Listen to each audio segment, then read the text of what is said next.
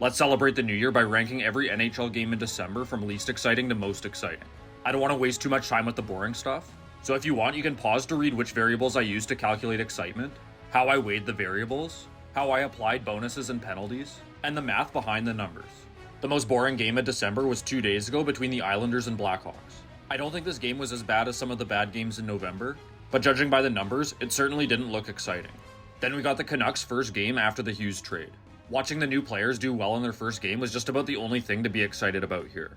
The Islanders show up once again in a 3-2 loss to the Red Wings. This game actually ranked dead last before the bonuses and penalties were applied, but it received a +5 bonus for having a third period comeback. Circling back to the Canucks, their very next game on the road trip was another snooze fest. Although once again, it was cool to see them doing well after the Hughes trade. Yesterday, Steven Stamkos scored his 600th goal, which was awesome to see. But other than that, this was a pretty average game. Then we have the game where Crosby passed Lemieux on the all-time Penguins point list. This was also a relatively average game overall.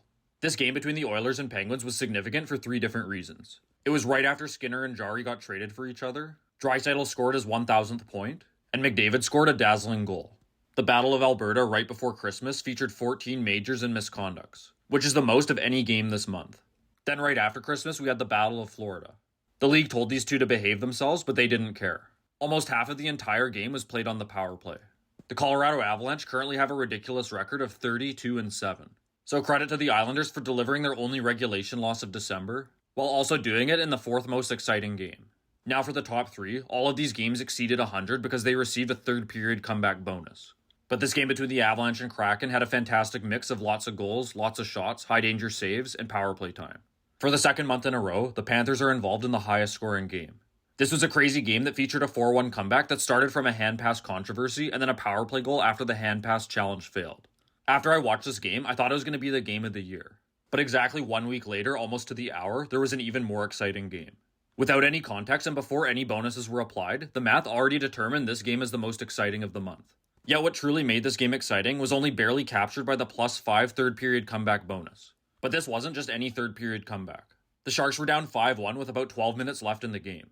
Both Phil Kurashev and Will Smith got injured, and it was looking like it was going to be a disastrous blowout game. But the Sharks slowly crept back, scored twice with the goalie pulled, and then won in overtime. With John Klingberg starting the comeback with a goal 7:33 into the third, this became the 5th latest 4-goal comeback in NHL history. I personally think the math did a pretty good job at accurately rating the excitement of the December NHL games. But in the comments, let me know which game in December was your favorite. And also feel free to ask for the rating of any specific game.